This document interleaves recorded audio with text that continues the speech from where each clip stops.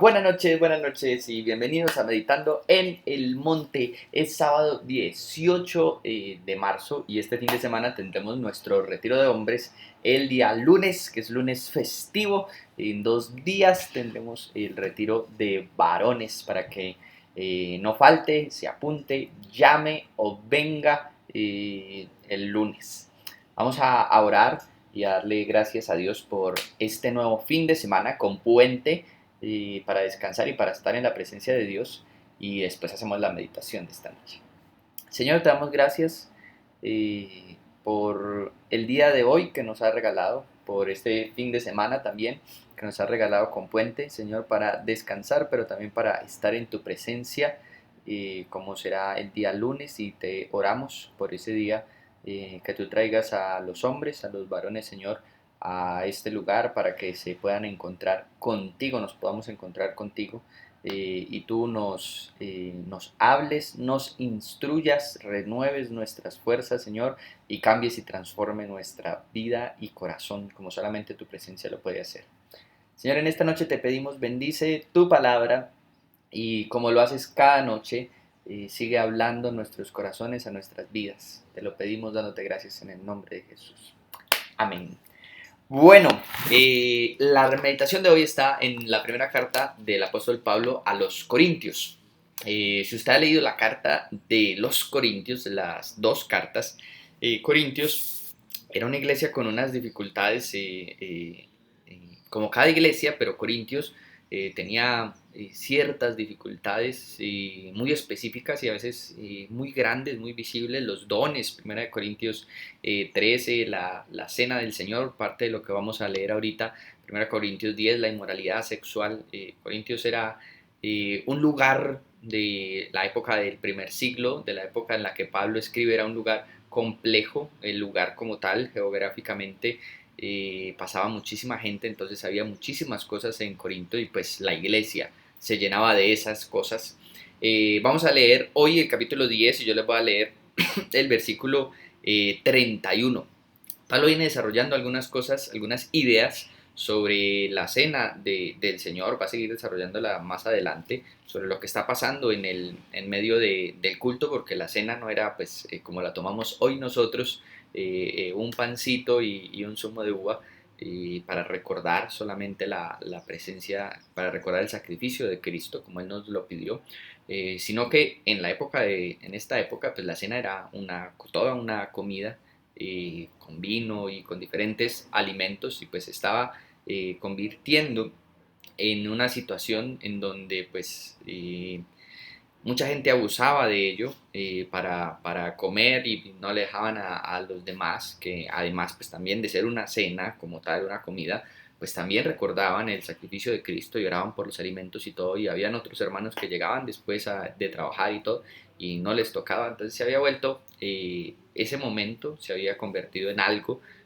complejo, difícil, y no como se esperaba que fuera ese momento espiritualmente. Entonces Pablo les escribe una serie de recomendaciones y yo les voy a leer una final que resuma muchas de las cosas que Pablo les está diciendo. Primera de Corintios capítulo 10 versículo 31. En conclusión, ya sea que coman o beban o hagan cualquier otra cosa, háganlo todo para la gloria de Dios. En este versículo, como les dije, había muchas cuestiones pasando alrededor de la cena, que era un momento donde no solamente compartían como hermanos, sino que era un momento que era para Dios, ¿cierto? Recordaban el sacrificio de Cristo. Entonces se combinaban ahí varias cosas, porque no era precisamente como las dinámicas de nuestra iglesia hoy, que se ha vuelto muy individualista, donde es cada persona en su lugar, con los ojos cerrados, delante de Dios, y casi que nos olvidamos por completo de la persona que está al lado, sino que era una cuestión más comunitaria. Yo considero personalmente que así debería de ser la iglesia. No venimos solamente, venimos especialmente para estar con Dios, pero no solamente para eso, la comunión con las demás personas, estar con los demás hermanos, porque de ahí también sale esta necesidad de congregarse, no dejar de congregarse, porque no es lo mismo pues, hacer una alabanza, una oración en nuestra casa nosotros solos, a venir y hacer la alabanza o una oración en comunidad. Tiene algo diferente. Dios mismo prometió que su presencia iba a estar donde dos o tres estuvieran reunidos en su nombre, tiene algo especial.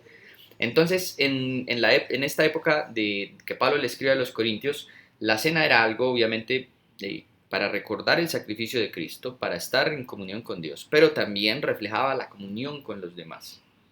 Entonces, como se había vuelto algo tan difícil, caótico, Pablo les dice en resumen todo lo que hagan y les dice específicamente, bueno, sea que coman, sea que beban, que podríamos decir era la dificultad que estaban teniendo en ese momento, pero son cosas tan comunes de la vida, ¿cierto?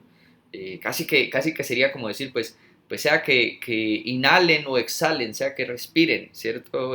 Sea que hablen, sea que su corazón palpite, pero todo lo que ustedes hagan, traten, procuren hacerlo para Dios. Y Pablo aquí nos está hablando de una cuestión de propósito de los seres humanos. Los seres humanos fuimos creados para glorificar a Dios con todas las cosas que hacemos. Nosotros no solamente glorificamos a Dios cuando estamos en la iglesia, le oramos, levantamos las manos, cantamos canciones o nos sentamos a escuchar cómo se predica la palabra de Dios. No solamente en ese momento glorificamos a Dios en actos tan triviales, tan de la vida diaria como comer y beber. En todo lo que tenga que ver, especialmente con relacionarnos con otros. Recuerde que la cena en la época en la que Pablo escribe a los Corintios era algo comunitario, era algo que lo hacíamos para Dios, lo hacían para Dios, pero que también reflejaba el compromiso con el otro, ¿cierto? El dar un buen testimonio al otro, porque era algo que se hacía para Dios, pero en comunidad, todos juntos, en donde se debía esperar al que no había llegado y venía tarde porque venía de trabajar, al que se le debía de guardar para que no pasara hambre, en donde no debían de abusar de la comida, en donde no debían de abusar del vino y muchos estaban embriagando con el vino de la cena. Y entonces Pablo dice, todo lo que usted haga, y piense en todas las actividades que usted puede hacer en su día, en su día a día, en medio del trabajo, cuando se está desplazando de un lugar al otro, todo lo que usted haga que involucre un trato con otras personas. Pablo nos diría, háganlo para el Señor. Eh, y es al mismo tiempo es un llamado de atención.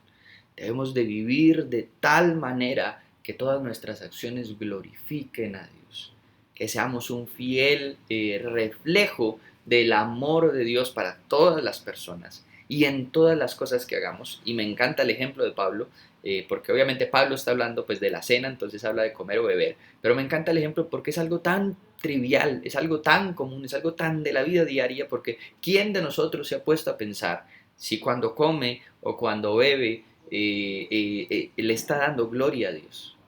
Entonces nos habla no solamente de esos actos espirituales, sino de actos cotidianos de la vida diaria, en todo lo que hagamos en nuestra vida. Procuremos dar gloria a Dios. Le voy a invitar a orar. Señor, te damos gracias por tu palabra y por los desafíos que tu palabra y los retos que tu palabra nos presenta día a día. Enséñanos a vivir para glorificarte en todo lo que hacemos y en cosas tan triviales y tan de la vida diaria como el comer o el beber. Señor, con nuestros pensamientos, con todas nuestras acciones, con todas las palabras que salen de nuestra boca para las demás personas, enséñanos a glorificarte en todo tiempo y en todo momento. Y aún te pedimos, ayúdanos a cambiar ciertos momentos de nuestra vida en donde no estamos viviendo para darte la gloria y para darte la honra a ti.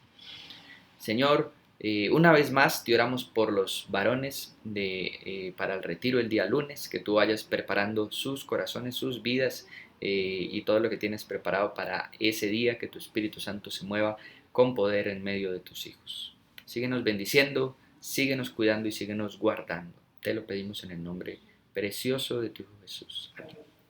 Iglesia, que el Señor los bendiga, que tengan un buen fin de semana. Mañana domingo, 10:30 de la mañana, nuestra reunión familiar. No se lo pierda, no se olvide. Y el lunes, desde las 8 de la mañana, sea que usted venga, vaya a venir, pueda venir, o sea que no pueda venir y pueda estar cubriendo en oración ese día el evento desde las 8 de la mañana, estaremos aquí en Retiro con los Hombres. Que el Señor lo bendiga. Hasta luego.